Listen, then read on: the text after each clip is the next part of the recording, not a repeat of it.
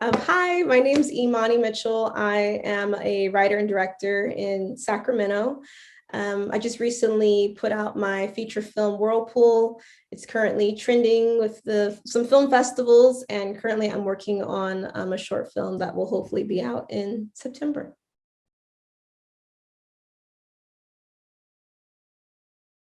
Yes, the journey's been super fun. I love it. I love it here. I love it here. It's been rewarding and challenging, but it's been fun. What would you tell someone, 15, 16-year-old young lady who Mm. wants to kind of be where you are now? And believe it or not, I mean, I know you're not Ava DuVernay, but like I said, just the fact that you've actually completed films, you have a body of work. What kind of advice would you give her? Mm. Uh, do do the baby. I say do the little steps, do the baby steps. I think that filmmaking can seem like whoa, this whole thing, but if you just keep doing the little things you got to do, um, it can get you to where you need to be. And I think as well, we have such a resource of the internet.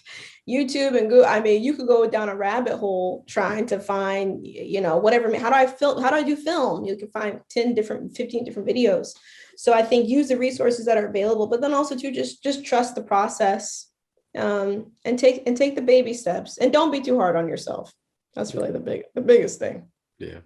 And so after the experience of Whirlpool, after the experience of Invisible Man, do you think that you're nominally better or exponentially better? Oh, I think I am nominally better. I think I'm nominally better. Um, and that's not to obviously to slight those experiences or all the people that made those projects, but for me personally, as a creative, I think I could do so much better. I want to do so much better. You've actually completed three things, which is that in itself. Like, I don't think a lot of people really understand like how tough it is just to complete a project. So Mhm. you've actually completed Whirlpool, right? And then you recently did. I don't know how recent the Ralph Ellison. How recent is that? The Ralph Ellison Invisible Man. We did that probably 6 months, so probably about 6 months ago, or maybe like 8 months ago now. Maybe, yeah, halfway into COVID, we did that, I believe. Okay. And then you just recently directed, what is that, Bull Rushers? Yeah, so it was a Zoom, a virtual play, virtual performance, which was interesting. And I'm gearing up now to shoot a short film that I wrote. So that will start shooting in mid-July. So I'm just trying to get all my P's and Q's in Yeah. line. So when you write, do you set blocks of time on the side for you to say, okay, well, look, I'm going to get this scene done, or how does that work? So far with writing, it's always been, I guess in the moment when I feel compelled to do it, I think I should have a more kind of regimented type of thing, where, hey, I devote this amount of time.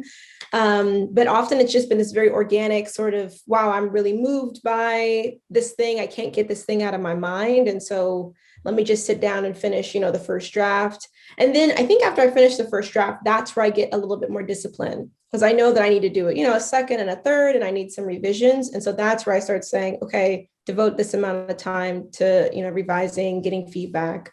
Yeah, so I guess it's a little bit unorganized, and then I get kind of organized on the back end of it. Yeah, yeah. So your ideas, they just kind of pop in your head as you're at the grocery store, or you kind of force yourself to sit down and then say, no, I'm going to come up with an idea today. I think definitely. I mean, some of the ideas are inspired by other people. So the short film that I'm working on now, is inspired by a friend of mine. So it's based off a true story. And so, I think life is interesting. People are interesting, and there's people that I've met and things that have been told to me that just stay in my head. I'm a very curious person as well, so I'm always interested in learning about their experiences and their perspectives. And so when I hear something that I'm like, wow, that is very, very interesting, Mm-hmm. that's usually the thing that I go, I want to write about it. So I think the things that just intrigue me are the things that I typically want to write about. Yeah. Did you did you have any kind of training? Did you go to school for it, or you just kind of self-taught? Yeah, definitely self-taught in terms of writing. I did have some training for acting. So I started off acting. I was, I guess, my first passion. Did that professionally for a while. And then yeah, but no, self-taught writer, just did a lot of Google and research and videos. And Yeah. I definitely have a lot to learn though, so I feel you're always learning and you're always evolving, it seems, with any craft. Is it hard, you think? To write? Yeah. Yeah, it is. I saw a tweet that said I follow like a screenwriters tag on Twitter, and Yeah. I saw it said something like, when I sit down to write a script and I think, do people really be talking the way I think they be talking when they talking? Like, you start typing things out and you're like, Yeah. this is Yeah. dialogue. People talk like this, and you read it and you're like, do people talk like this? Yeah. So absolutely, I think for someone who's also constantly in their head about whatever, Mhm. for sure, as I'm reading it, I'm like, that doesn't sound right, or that. Yeah. And don't let actors, when you have like your first table read and people start reading your words out loud, and then it's like, oh God, it could either go really great, or it could also just reveal issues. Because if you see actors kind of reading things and it's sort of awkward, then you're like, Yeah. oh, yeah, I should revise that. So I mean, yeah. do you have a buffer before the table read? Like, does your girlfriend or your big cousin, whatever, like say, oh no, I'm gonna help you. I don't read this and then give you some feedback. Yeah, I think you can only, so with Whirlpool, I definitely did that. I'd sent it around to maybe at least 20 people to read, and got some feedback from them. And then, but as you keep writing scripts, people are less likely to be like, all right, let me sit down and read another script. So I Yeah. think it's good to have maybe a kind of tight knit. I have maybe like 3 or 4 fellow filmmakers and artists who I can kind of rely on to read my stuff and give me good feedback. Yeah. So yeah. Okay. Was Whirlpool the first thing you wrote? It was, yeah, it was my first script. Wow. Yeah. Wow. And I'm trying to think, like, you just decided one day, you rolled out of bed and go like, oh no, I'm gonna write a script today. Well, it's funny. My dad, when I was, I was always into acting and performance. And then I remember my dad throughout the years would always say, I think it was, he had seen the movie Juno. And, at that time when it came out, it was sort of a big deal because I believe the writer, she was a former stripper. So people were all talking about it because at that time it was just like, wow, how Mhm. atypical. Wow. Now it's, people come from all walks of Yeah. life, Yeah. right? But Mhm. at that time, I remember my dad saying, you got to write a good script, write a good screenplay. I'm like, I don't know, 12 or something. So I'm not really, Yeah. Yeah. but he would say that throughout the years. And I always loved writing, but my writing was more so like creative writing, fiction, things like that. And so, anyways, and it's weird because even with acting, theater was more so my medium that I liked.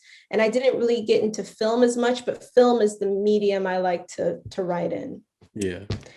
I don't know what sense that makes, but But no, absolutely, absolutely. But I'm wondering if being an actor and being exposed to different things, or being able, like, looking at scripts, I'm guessing that kind of helped you mold something. it does. I think it helps also being able, one, of course, to direct actors, because I understand actors come from different perspectives and they have different, methods. And Yeah. so that helps me, and different personalities as well. Yeah. But definitely too, I think one thing that kind of motivated me to write specifically as a Black woman is that I would get these scripts that were written by, a white man, and they've got a one Black woman, and they've written this character, and I'm kind of, as I'm reading through it, I'm like, is that how we talk? I know that, Black people, we're not a monolith. We all talk differently, but that never sat well with me, that often I would get auditions for roles that weren't written by Black people for Black people. And, sometimes they were more stereotypical. Sometimes they were kind of caricatures. And so I think what motivated me is I really wanted to write characters for Black actors that were, complex and multifaceted, and had some good and had some bad and had some gray, in between. And so anyway, I guess that's all in all. I definitely could see how being an actor definitely helped me with writing. Yeah. Well, if you're picking up a script, and this hypothetical, you get the part, And from what I hear, what I'm hearing is that you're one of the few blacks in the cast, probably sometimes the only one, right? Mhm. Is that a lonely space? Yeah, I would say so. I think it's a lonely space. And then like I've been in an instance where the way the character was written, I had some issues with it. Or no, I had some issues with it, but I didn't say anything. Because acting also too is not, depending on where you're acting, is not always an empowering space, unfortunately. There's a Right. lot of places you show up and actors are treated kind of like, just shut up and act. Like we don't Yeah. want to hear about what you think about your costume or whatever, right? And so not only that, but then also too, the role I was playing, I think it was the week before we opened the show, the director came to me, who was white, and said, the way you're kind of portraying it, it's just not quite like black enough, essentially. That was his perception. He was like, if you could just be a bit more, just a bit more, give it a bit more sass, a bit more, Mm-hmm. And I was just like, what? And so, I mean, one, as an actor, two, you're asking me to change. And it's not to say that there aren't Black people who talk like that, right? Or who Yeah. aren't, again, we're diverse, but you're also asking me to become a different, is what I'm doing not enough? Am I bringing forth the humanity of the character? Because that should be the concern, the priority, right? As a director, you should be concerned, am I bringing forth the emotion, the feelings, right? But if you're looking for the sassiness, this sort of, then you just want a stereo. I mean, you're looking for some sort of stereotype of a Black woman, and that has nothing to do with her humanity. So I think like you walk a fine line, but I think it can be definitely a lonely road, Yeah. being the Sounds only like it. Black person. Yeah, Sounds like it. It sounds like it also would be somewhat depressing at times as well. yeah. So are you done with acting at this point? You're just like, okay, I'm a full-time screenwriter. I have a couple of opportunities, or sometimes there are some gigs that pop up.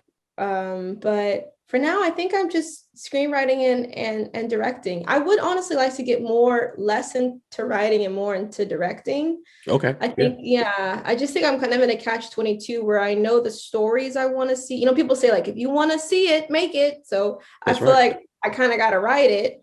But then it just, it's just a lot of work writing something, and then Yeah, the drafts, and then directing it. And but I would love to, direct for somebody. If somebody has content or material, I'd love to just come in and direct as well. absolutely. Are you looking for specific type of scripts? Definitely. I'm definitely drawn to, dramas, any sort of psychological piece, thriller, Yeah. drama type of thing. That's kind of I feel like my wheelhouse now. We'll see. Okay. What was what's the one thing that really hits home? Like what's the one thing you learned by starting from beginning to end with Whirlpool? Hmm. I think I learned that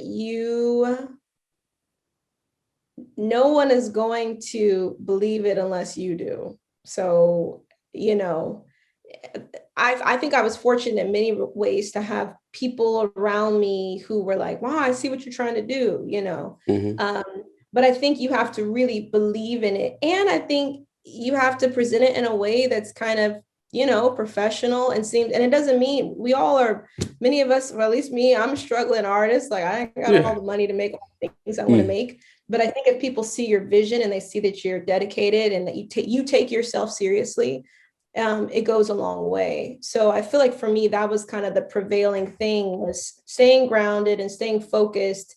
And that also attracted people in, so that then when it gets a little bit harder, you've got someone there, right? It was like, hey, Imani, come on, let's go, right? yeah, yeah, yeah.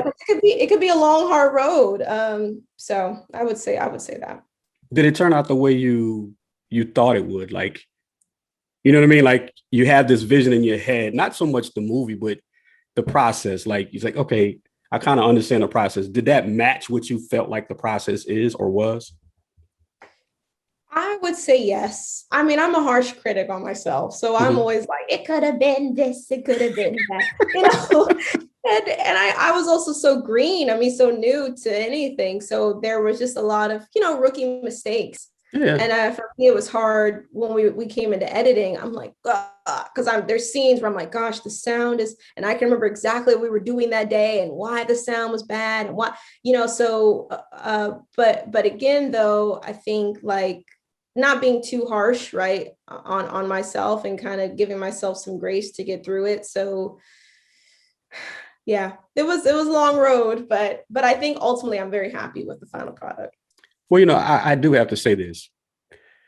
I read the piece in the Sacramento that said that you, since Whirlpool is about a gentleman named Malik, right, and they had a lot of male characters in it, you actually consulted men for script writing, and I'm a firm believer that men can't write for women and women can't write for men. Like I don't necessarily know if they have male writers on Insecure, right? Unless they're writing for a male person. Did you automatically think that in your head, or as you started to write, you're like, oh, well, maybe I need to check with a man to see if he would say that or not?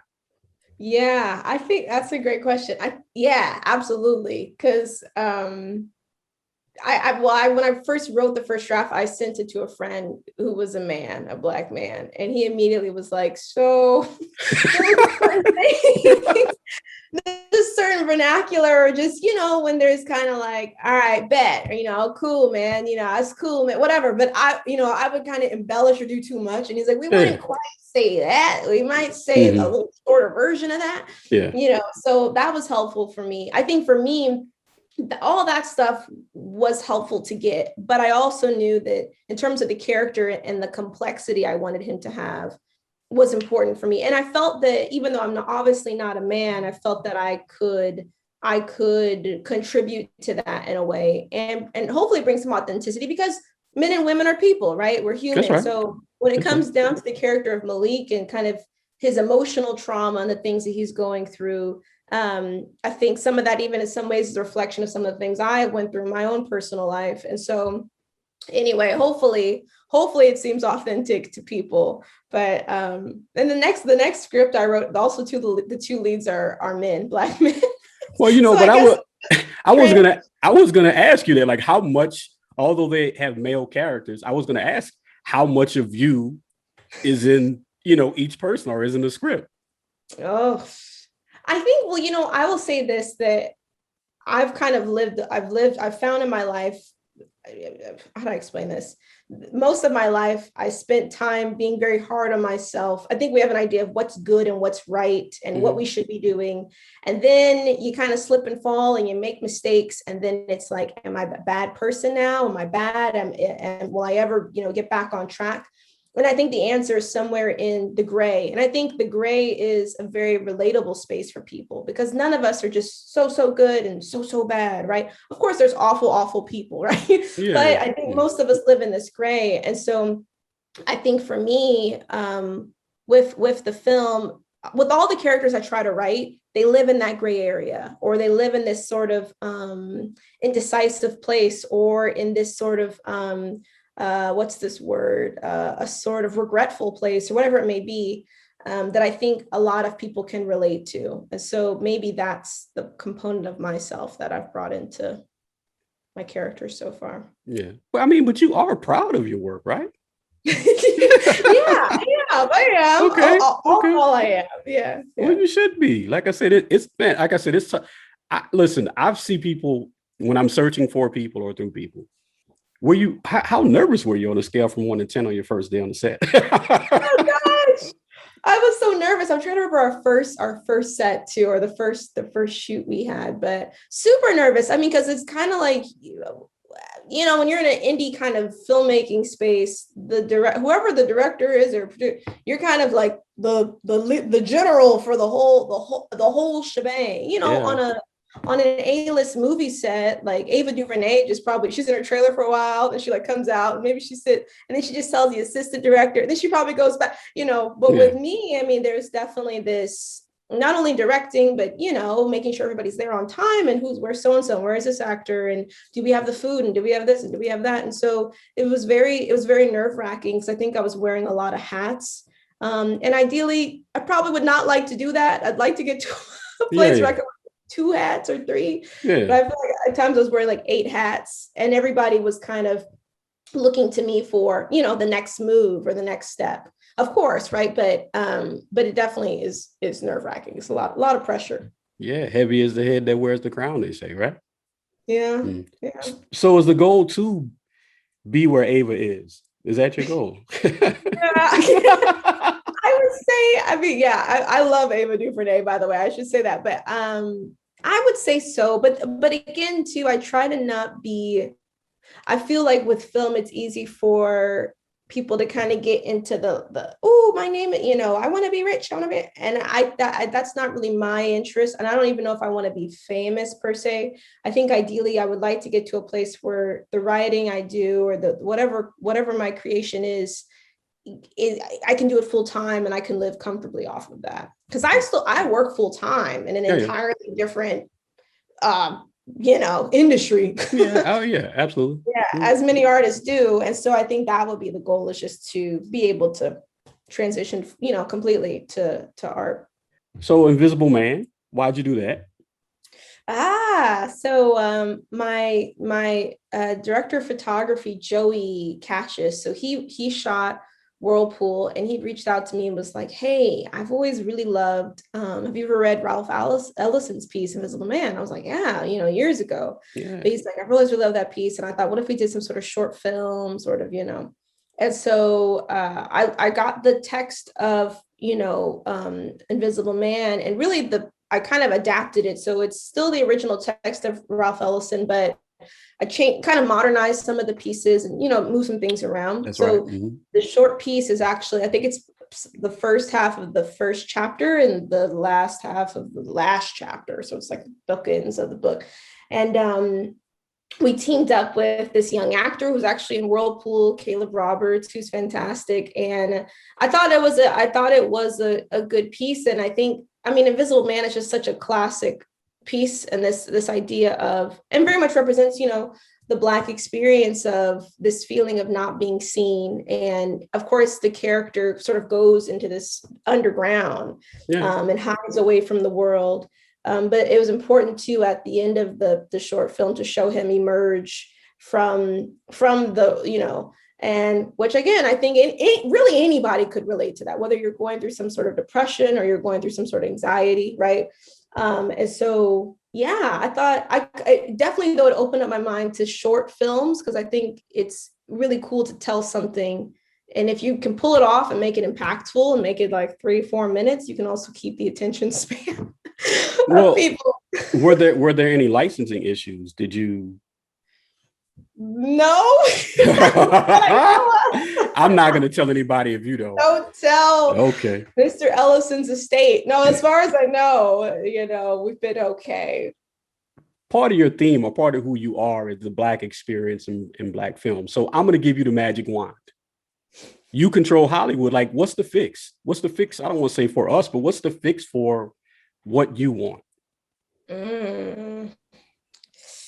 Well, you know what's kind of a hot topic right now is this whole, seems like maybe an influx, but I've seen it trending, is this sort of the Black trauma films. There's been a lot of commentary about. Give me an example of because I'm sort stuck of over like, here, so I don't really watch. No, I know. A menu. Like recently, there was an Amazon Prime series that came out called Them, that was produced by Lena Waithe. There's been criticism of even Queen and Slim by Lena Waithe, criticism of Underground Railroad, of basically films where, you know, there's Black people in it, but there's some sort of traumatic element of racism or police brutality or slavery, or 12 years a slave. 12 years a slave, yeah. And so what's happening is, it's interesting because I try to also keep a pulse on what people are into and how they receive stuff, because, you know, it helps me as a creative. It's not that you want to, well, it matters. I mean, you want to make the art you want to make, but you also want to keep a pulse on what the people want and how what is out makes people feel, right? Because it is about the audience. To me, it's about the audience. And so what I've seen people say is they're feeling like every time we have a film that's got Black people in it, and it's got, you know, or a series, there's these components of trauma. So you're sitting here watching it, kind of wanting to be entertained, but you have to be traumatized in the process to get through it. And so I don't know, I think I would want to have sort of add a critical lens on that, because I do think there's stuff that I've seen that I just go, why it just feels gratuitous for the sake of being gratuitous. Right. I think as well too, behind the camera, I would want to see more representation of Black writers, Black hairstylists, Black makeup artists, Black assistant directors, production assistants, things like that. But I also think things are immensely better than what I saw growing up. Because I mean, yeah, I feel You think so? You think it's immensely better? In terms of definitely for Black women, I don't think when I was growing up I ever remembered knowing a Black female director's name. I don't think I ever remembered that. I can see that. But I will argue in terms of like sitcoms and things like that, like in the 90s to early 2000s for Black people was a great era that we've kind of lost in a way. And maybe we lost it because of streaming, or I don't really know. But I do think we've had great talent that's come up, whether it's like Issa Rae or Barry Jenkins, or just people who have really kind of, shot themselves up and worked really hard, that are great examples of what is possible, right? When you have a vision and you've got a crew of people around you that support you. So I don't know, that's my long-winded answer of, I don't know what the fix is. Yeah, well, listen, maybe there really isn't a fix. I just think that ultimately, at the end of the day, and I'm going to include myself in this, so I'm going to say we just want to be able to control the images that we show. Where would you say you are now, like as far as comfort level between 1 and 10, 10 being the greatest, 1 being the worst? Oh man, comfort level. Not necessarily anxiety, but you know what I mean? You're like, okay, well, I know what to expect, and I know I got to get the food to caterer, and then I know I need to have a better storyboard. How, these are things that you kind of experience that should give you some type of comfort level, right? Yes, it does. I would say definitely. I definitely say with like a 7, because even going into this short film, there's things I'm like, yeah, we gotta have the sound right, we gotta have this, we gotta have that. And then also too, there's some things I'm like, yeah, you can also overplan a little bit in a weird way. So even with Whirlpool, there are things that I was like, yeah, we gotta have this, and I was like, we didn't even need this. Let me send it back to, So anyway, with when you have kind of budgeted filmmaking, you have to find a way to, for me, have an optimized set. It's kind of like, it doesn't make sense to have all this equipment and all this stuff and all of that if you only got 2 actors and only 2 crew members. It's like, how can I like to move kind of quick and kind of light, if that makes sense, but then also to get the quality and the product that we want out of the shoot. Okay. Well, in your mind, 2 levels, right? What makes a good movie, and then what makes a great movie? What's the distinction between those two? This is my perspective. I think a good movie is something that, has emotional moments that kind of make you go, oh, so you feel a little something for it. And it tells a story that kind of, it all makes sense. There's nothing, when you walk away from it, there's nothing that goes like, why did they, or I hated that, or, I feel like a great movie is something that you can't stop talking about afterwards. It's something where you want to have discussions and you want to pick people's brains about it. And I think a great movie too also challenges you. I think that's kind of my interest in filmmaking, as well as I sort of want to challenge audience members, and I want to make my protagonists kind of villainous in moments and sort of unlikable, so that you kind of have to sit there and be like, do I like him or not? I don't know about this guy. And maybe you don't like him at the end, and that's okay, right? Mm-hmm. Yeah.